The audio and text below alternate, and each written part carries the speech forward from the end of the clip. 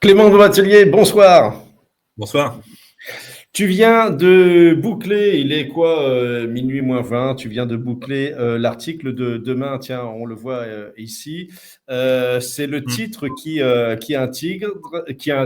intrigue, pardon, sans trembler, Jordan Guiton renverse le député sortant, le Rassemblement national qui a percé le plateau de verre dans la première circonscription de l'Aube, c'est ça?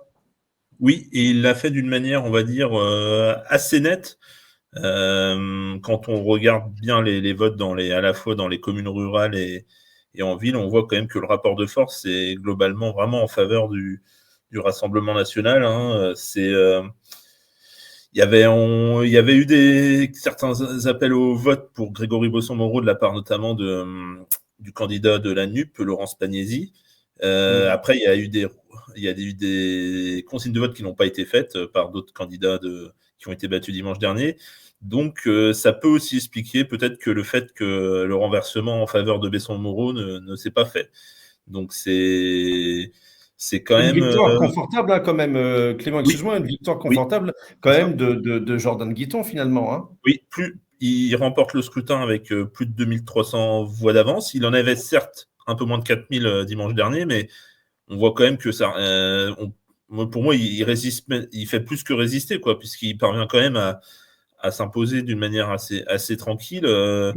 Et voilà, quand on voit les chiffres des gens en campagne et le fait qu'il s'impose dans les quatre grandes communes rurales de la première circonscription, c'est-à-dire Arcy, Brienne, Bar-sur-Aube et Vendœuvre-sur-Barse. Et puis dans de nombreuses petites communes avec des scores qui reflètent un écart assez énorme.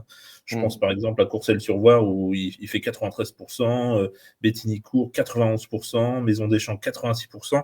C'est Ouais, sûr que c'est d'accord. pas les villages pris un par un n'apporte pas beaucoup, mais quand on les ajoute, ça fait beaucoup. Et donc, Mmh. ça explique Absolument. pourquoi il l'a emporté peut-être aussi aisément, on peut le dire. Mmh, mmh, absolument, absolument. En revanche, tu commençais à l'évoquer en intro, Clément. Grégory Besson-Moreau, on avait l'impression ce soir à la préfecture à Troyes qu'il avait, disons, un petit peu la victoire amère. C'est ça, tu l'as ressenti, ça aussi? La défaite amère, oui. La défaite Effectivement, amère, pardon. Oula. surtout parce que il a, en fait, quand on lui a posé la question pour connaître les raisons, selon lui, de sa défaite, eh ben, il en a surtout donné une seule, et elle était très personnelle, hein, puisqu'elle est liée à François Baroin, le maire de Troyes, et le chef des Républicains dans l'Aube. Et il estime que dans son appel à faire barrage au RN, et puis le fait que la candidate LR au premier tour, éliminée au premier tour, Stéphanie Frankel, n'a pas fait de consigne de vote, elle, il estime que ce flou, enfin cette absence de soutien notable, il l'a payé, quoi. Donc il estime en gros que les Républicains de l'Aube l'ont fait perdre. Donc Mmh. j'ai essayé de l'emmener sur le terrain un peu, de savoir pourquoi aussi peut-être le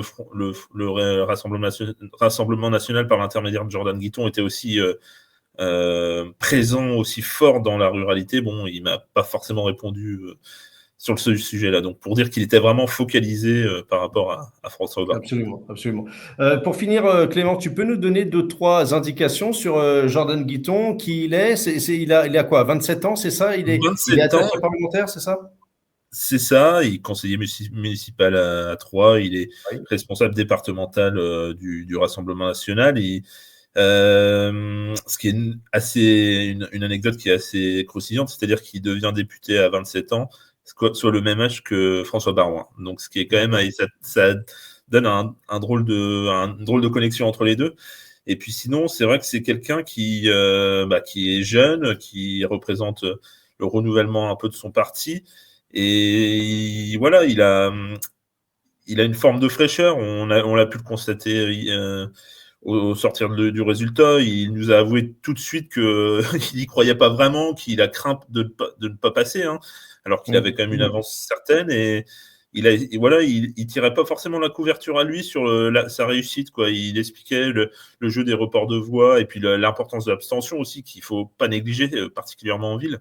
Donc il avait un certain recul sur sa victoire. Donc après, maintenant, le plus dur pour lui commence, hein, c'est-à-dire siéger et essayer de peser à l'Assemblée nationale.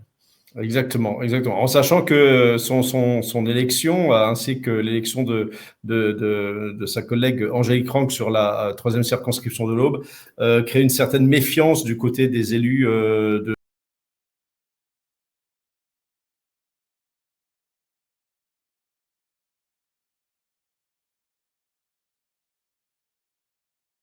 À plus tard, bye bye.